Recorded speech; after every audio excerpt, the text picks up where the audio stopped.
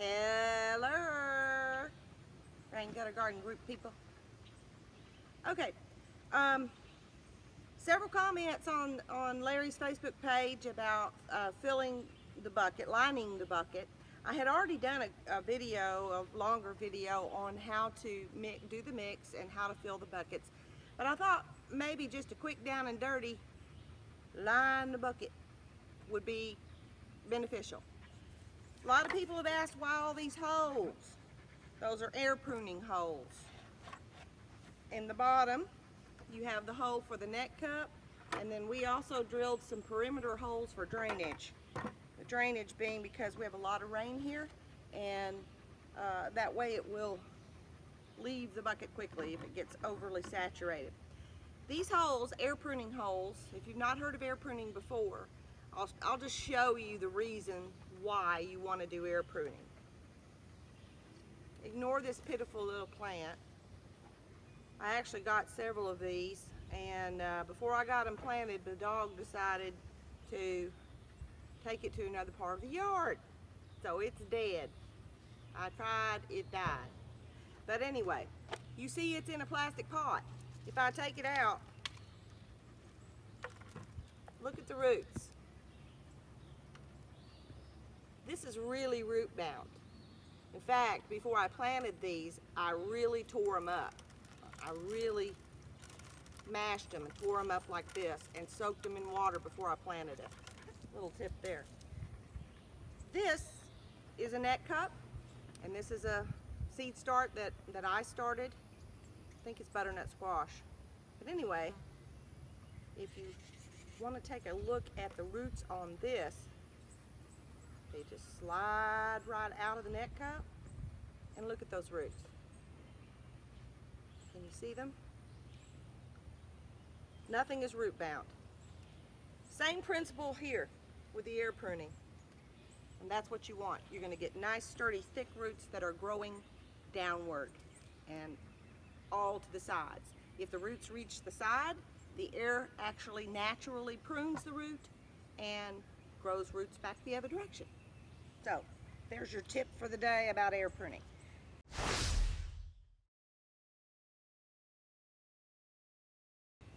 The way I line my bucket, I get a piece of landscape fabric, I measure the circumference of the bucket and add a few inches, and then shove it down in there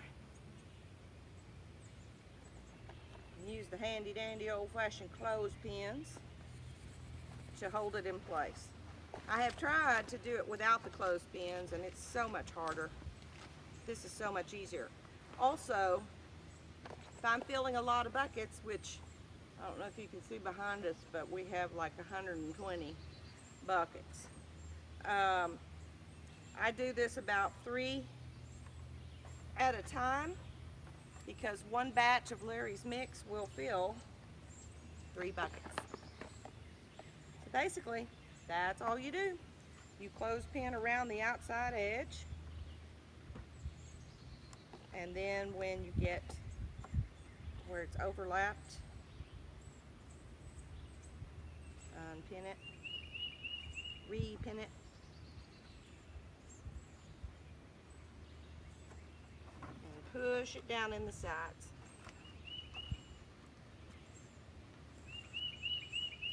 Now, if you want to keep watching, go ahead. I'll show you a trick on the net cups, and also how I feel.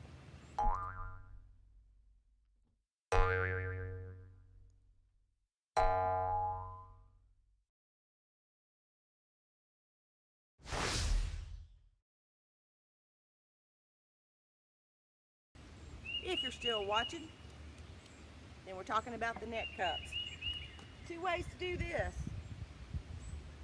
First of all, you need a nice, wet, sloppy mix in a bucket, and you fill it up like an ice cream cone. Then, you take another piece of landscape fabric. You have 2 options. Another little square piece of landscape fabric. Put it down, covering the hole, like such. And then you drop your net cup down in it, like that. The other option is to use some knee-high pantyhose. Drop it down in there, tie it off, and when I do this, I tie it a second time.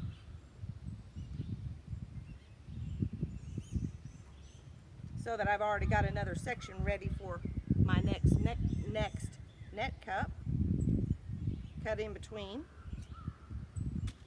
and drop it down.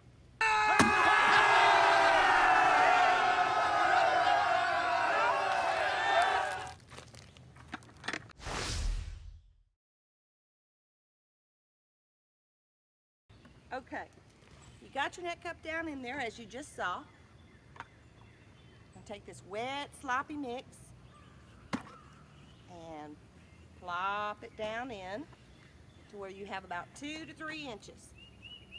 This covers the net cup, it holds down your landscape fabric, and because it's so sloppy wet, it's going to really help start the wicking action, that capillary action.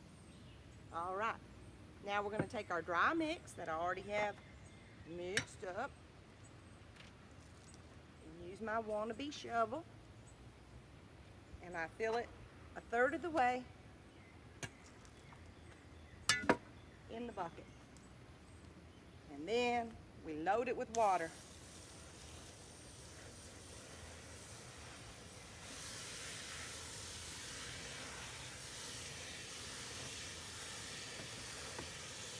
And you want to water it until you see it coming out the bottom.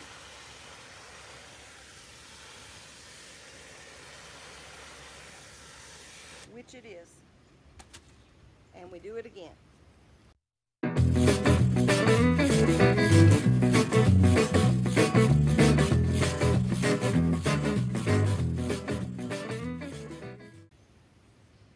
that's it. Wait 2 or 3 days to plant it, and it'll all be good.